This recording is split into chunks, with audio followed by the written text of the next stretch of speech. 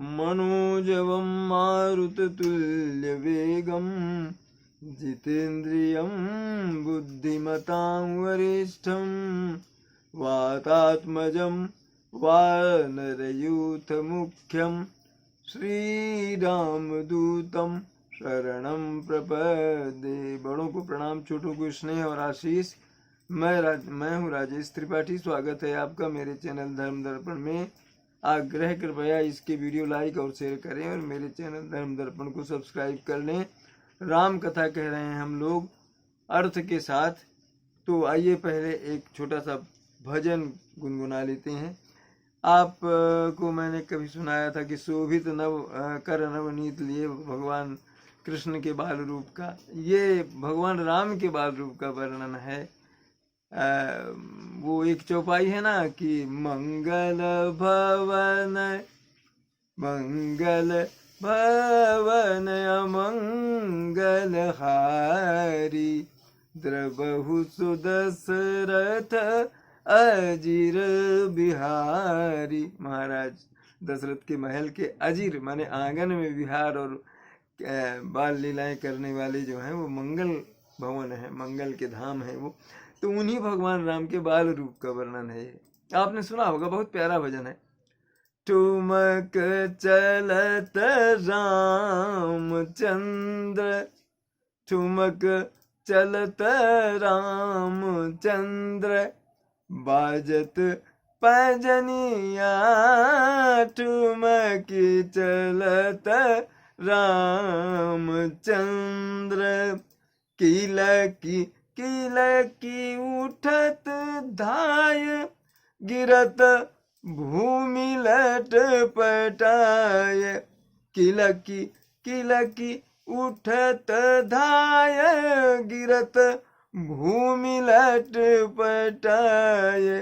धाय मात गोद लेत, धाय मात गोद लेत दशरथ की रनिया। ठुमक चलत रामचंद्र, ठुमक चलत रामचंद्र, बाजत पैजनिया ठुमक चलत रामचंद्र। अंचल रज रंग झारी, अंचल रज अंग झारी, विविध भांति सो दुलारी। अंचल रज अंग झारी, विविध भांति सो दुलारी। तन मन धन वारी वारी, तन मन धन वारी वारी, कहत मृदु बचनिया ठुमकी चलत रामचंद्र, बाजत पैजनिया ठुमकी चलत रामचंद्र। विद्रुम से अरुण अधर, बोलत मुख मधुर मधुर, सुभग नासिका में चारु, सुभग नासिका में चारु, लटकत लटकनिया ठुमकी चलत रामचंद्र, बाजत पैजनिया ठुमकी चलत रामचंद्र। तुलसीदास अति आनंद, देख के मुखार विंद।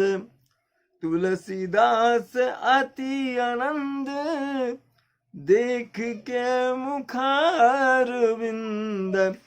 रघुबर छवि के समान, रघुबर छवि बनिया ठुमकी चलत रामचंद्र, ठुमकी चलत रामचंद्र, बाजत पैजनिया ठुमकी चलत रामचंद्र। बाल लीला का वर्णन है प्रभु राम की। आंगन में ठुमक ठुमक करके, छोटे से हैं, घुंघरी भी बंधी हुई है पैरों में, तो ठुमक ठुमक चल रहे हैं और अचानक लटपटा करके गिर जाते हैं। तो रानी कौशल्या जो है दौड़ के आती हैं और प्यार से उठाती हैं और अंचल से जो है उनके जो धूल लग गई है आंगन की वो उझाड़ती हैं और प्यार से उनको ये करती हैं, मधुर वचन कहती हैं। तो ये भजन है प्यारा सा तुलसीदास जी का। आइए अब कथा में प्रवेश करते हैं।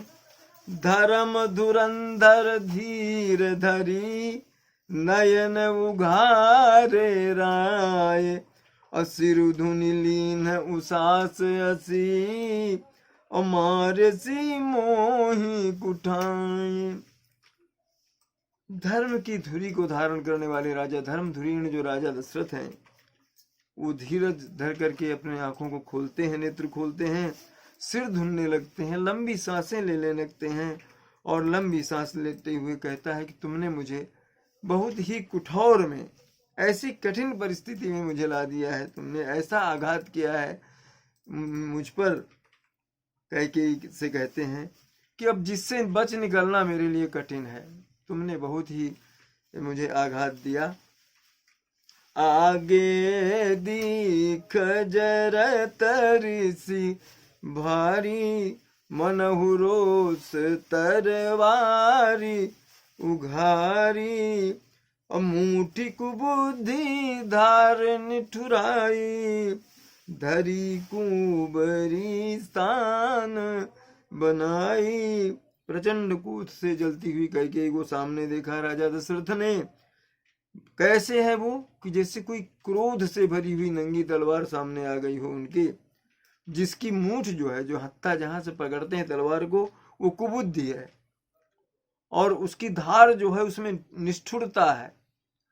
और ये कैसी है? इस धार को कुबेरी ने जो है सान लगा करके और तेज कर दिया है। लखी महीप कराल कठोरा, सत्य की जीवन ले मोरा, बोले राव कठिन कर छाती, और बानी सभी ने तासु सुहाती। लखी महीप कराल कठोरा, कैकेयी रूपी कराल कठिन तलवार को राजा दशरथ ने देखा और सोचा कि शायद ये सत्य सत्य ही है कि मेरा जीवन जो है लेने वाली है। बोले राव कठिन कर छाती, हृदय दृढ़ करके अपना राजा जो है बोले, प्रिया वचन कस कहसी कुभाती, और भीर प्रतीत पीर करिहाती, मोरे मोरे भरतु राम दुई आखी, सत्य कहूँ करि शंकर साखी।